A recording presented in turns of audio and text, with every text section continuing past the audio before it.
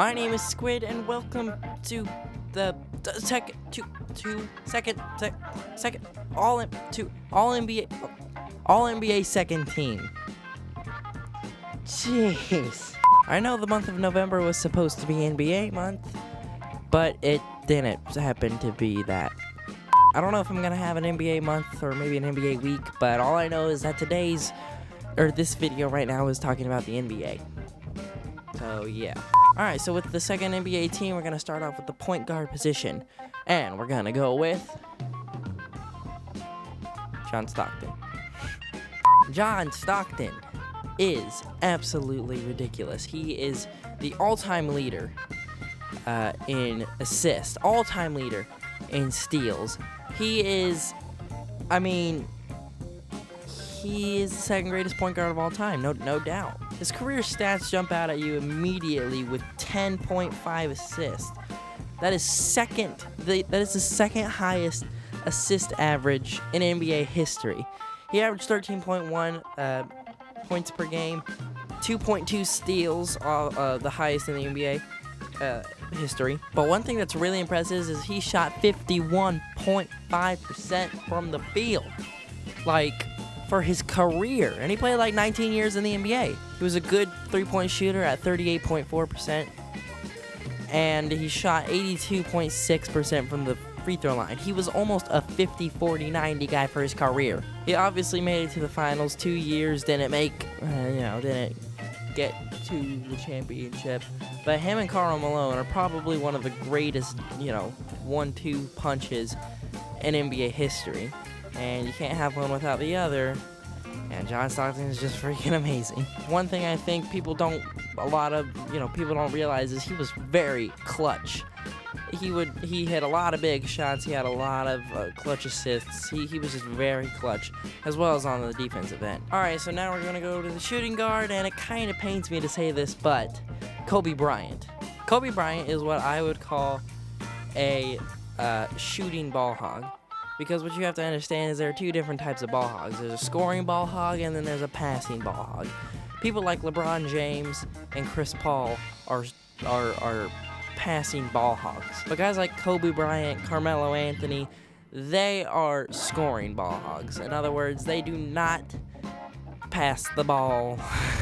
But one thing you cannot deny is Kobe winning 5 championships, an MVP, a ridiculous amount of all-star MVPs, and what might be the selling factor for me is his clutch. If there was one thing that Kobe Bryant was, it was clutch. For example, this goes for both arguments, why he's a ball hog and why he's clutch. This play right here, Kobe Bryant gets the ball up against Toronto.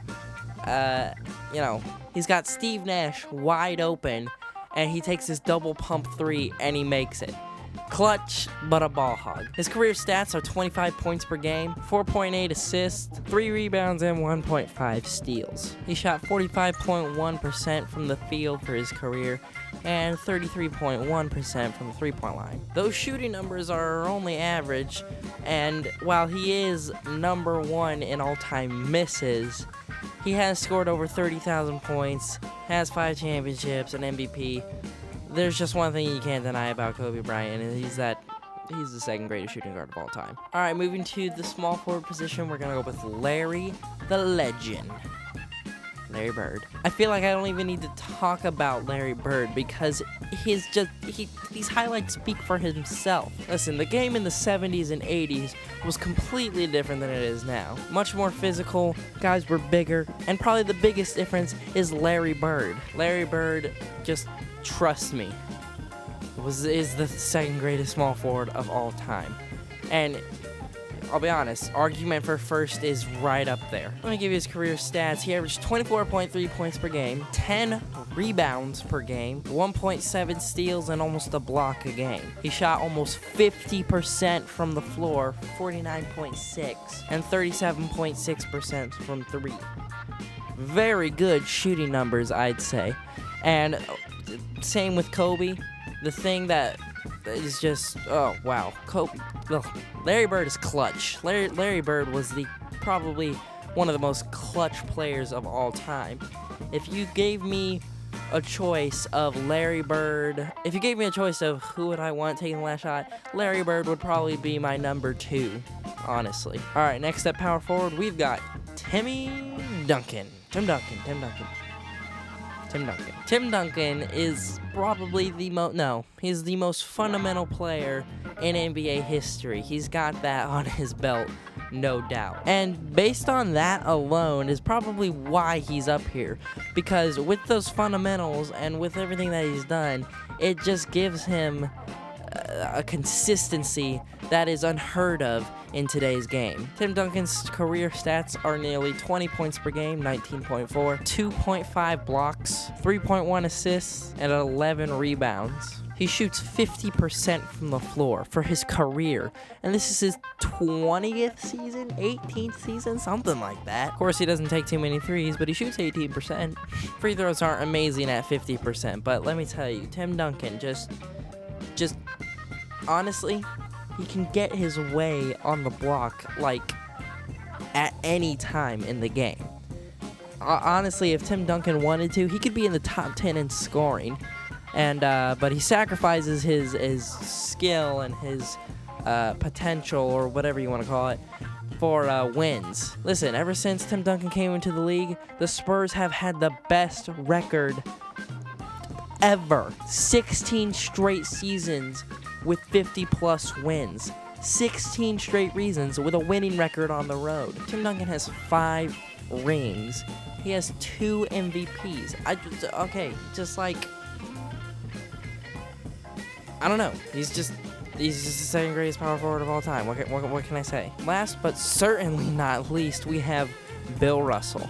Whoa, Bill Russell. I mean, this obviously means you've got as number 1, but let me tell you something. Bill Russell's career stats aren't really fantastic, except for the fact that he averaged 22 rebounds, his second all-time in rebounds, over 20,000. But one thing you cannot take away from Bill Russell, no one will ever be able to do, is win 11 freaking championships. Are you kidding? Like, 11. Kevin Durant can't even win 1. Like, 11 rings. I don't even care if he was a bench player. I mean, okay, I would. But he was a starting center, probably the greatest defender of all time. Wow. Bill Russell, all the way. Let me go ahead and give you a quick rundown of stats. He averaged 15.1 points per game. They didn't keep tracks of steals or blocks when he was doing it, but it was probably close to 2 or 3 a game. 4.3 assists. For a center, by the way. Shot 56% from the free throw line, 44% from the field. Didn't have threes back then. But once again, 22.5 rebounds. Like, to have 20 rebounds in a game is ridiculous. And he did that for his career. Every single game of his career, he had 20, on average. He had 20 rebounds. What the flip? There were many games where he had 30-plus rebounds, and I'm pretty sure he had a couple 40 rebound games. Ridiculous, honestly. Honestly, he's the second greatest center of all time. Well, that wraps things up for now, and I'm really glad I just got this video done, because it's been something I wanted to do for a while. Thank you guys so much for watching this video. I'll see you in the next one. Bye-bye. Also, tell me if you agree or not on what's going on. So, do you agree with this thing? Bye-bye.